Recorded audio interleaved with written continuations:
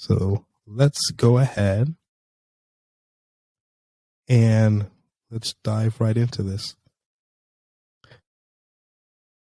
So the biggest real estate mistake that I've seen has to do a lot with issues that have come from just not knowing what you're doing. There's a lot of ways that this has been playing out, and this has happened a lot personally with me as well. So let's talk a little bit about mentorship when it comes to that. It's going to come down to how experienced you are if you do investments. You're going to need to know when it comes to real estate ways to not make common mistakes. A residential property sales is one of the big ways that you could really damage yourself if you're not careful. Very low offers can be stressful, and that experience can put your home up for sale, particularly the home you're in. So you want to make sure you're keeping an eye on different types of landscapes. Now, if you're offered an unfavorable price, for example, and you're not sure whether or not you accept it, it's often difficult to determine if the worth is the amount of time for the bargain. So nevertheless, it's important to know the terms of the offer as well as its motivations.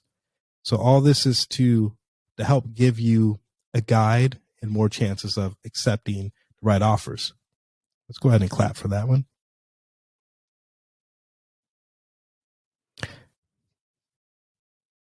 Thanks. We were just kind of checking out some of these sound effects. You should be able to hear that one. And it's a little delayed.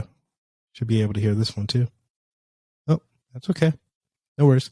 Now, all sorts of buyers will use lowball offers. When you're purchasing or selling a car, house, a property, it's the norm to put out a little bit, obviously. But when you choose to make a low offer, it's crucial to understand what you're offering.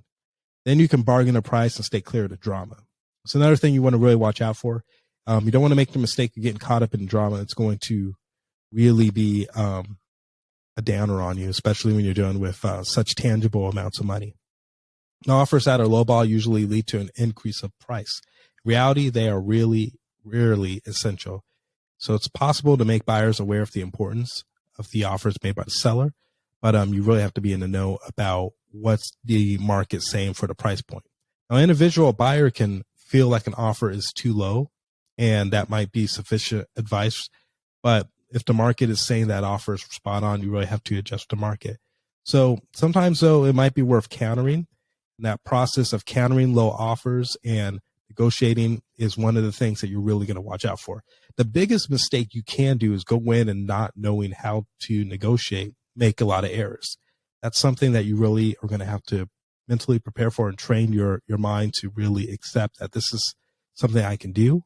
I can really dive in here and learn the negotiation strategies. There's different methods of learning negotiation. I'm actually in a program with a lot of other PhDs like myself that have come to grips with being in a network and understanding how important it is.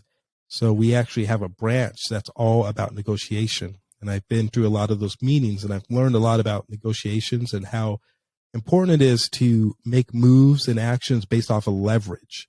Got to know when you have to leverage, when you don't have to leverage. When you don't have to leverage, you shouldn't be calling the shots. When you do have to leverage, that's when you should be calling far more shots. Let's go ahead and continue on. Now, lowball offers by homeowners, investors, wholesalers are going to happen. They're going to have a different set of goals and typically different set of ways to expand besides being a homeowner, maybe an investor, maybe a renter. Everyone's got a different piece of stake in the game, skin in the game. So you want to make sure that you're acknowledging all sides and what they might get out of it, what they may see value from. That's going to be very much a determinant of how you're going to negotiate in real estate. Let's talk a little bit about what I mean by that. So for example, if I'm an investor and I see a property that I want, and that property has a homeowner who I know is a multimillionaire, it doesn't need that property, I can come in and be like, hey, let's take that property off your hands. It's been on the market for 90 days. I got it for you. That property is worth maybe $500K. I'm going to take it off your hands right now for $450. And I know that that multimillionaire doesn't need the extra $50K, and he would just like to move. And I can make that move start to happen. So he might take that offer for $450. Now, let's flip that. Maybe it's someone else. Maybe it's a single homeowner. This is all of their net worth inside that property, and they had just put it on the market. It's been 2 weeks, and they have it for $500K. They need every inch of that $500K. I know it's going to be a lot harder for them to budge on that $500K based off the environmental options on the table. So you want to keep that in mind when, you're doing your negotiations, the leverage, the timing, the environment, the value it is for you, the value it is for them. Value is going to be very different for all different sorts of people. So those are going to be things that you really want to keep an eye on. Now, the property owner may have the funds to cover a greater down payment, or you may not need to undergo specific inspections. So you want to keep in mind inspections and funds for extraneous expenses when it comes to properties. These are going to be things that, again, are going to negotiate out and play out when you are at the table trying to figure out what is the right price. What's the right price point for you, for the renter, for the homeowner, for the investor, etc.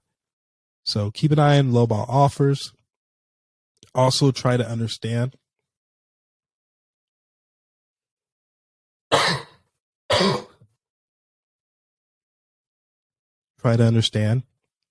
that specific offers are influenced by the quantity of homes on the market.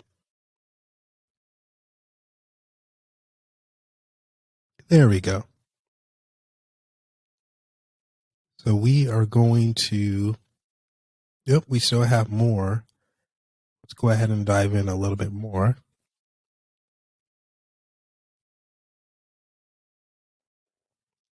Here we go. Now, seller's market.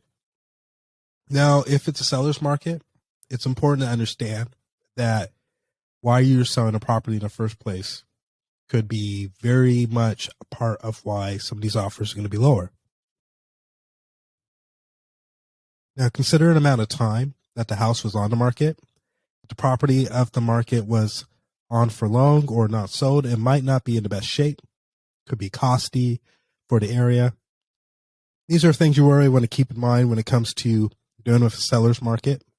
Buying in a seller's market is always pretty tricky. There's almost no way around getting a little bit of a bad bargain. So you're going to have to really understand your circumstances and your environment. And again, this is where I would probably reach out.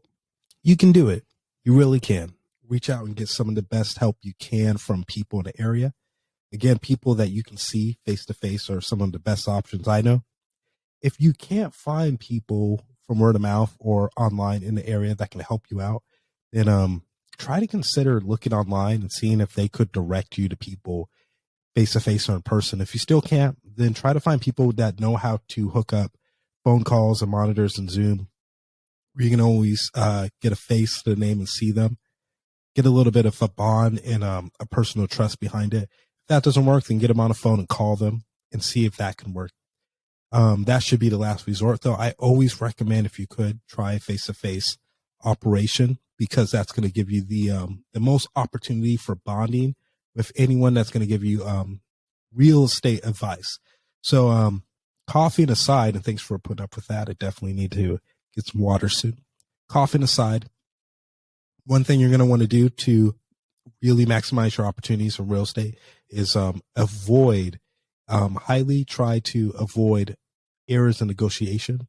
Once you make your negotiation, that is where all the chips are on the table. If you don't know what you're doing with negotiation, that's fine, but you're going to want to get your hands on someone that can help you with this, whether it is someone who's in your family, someone that has experience doing this. Get your hands on someone that can really help you out. And even people in your family, I would definitely be careful with going to people in your family who haven't done this before, who haven't done it professionally. Family usually has the right idea, but a lot of times family can really put you behind if you haven't been focusing on what your needs are. They could really dive in and step in and put you in a bad light. So make sure you got a professional